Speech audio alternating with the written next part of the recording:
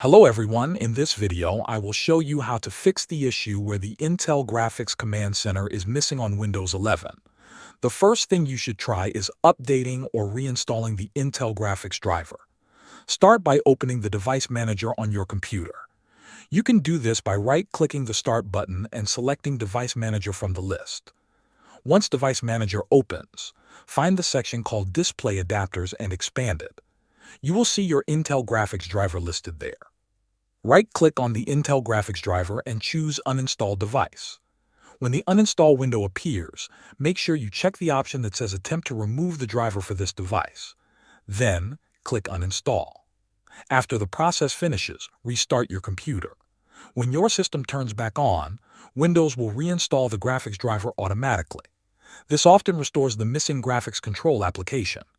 If the problem still continues, you can try repairing or resetting the application.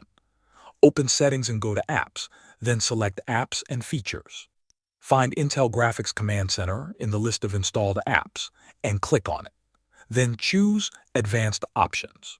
Inside this menu, first click the Repair button and wait for the process to complete. If repairing does not solve the issue, scroll down and click Reset. This will reset the app files and restore the default settings. If the app is still missing, the final step is to reinstall it manually. Open the Microsoft Store, search for Intel Graphics Command Center, and click Get to download and install it again. Once the installation finishes, the application should appear and work normally on your system. Thanks for watching.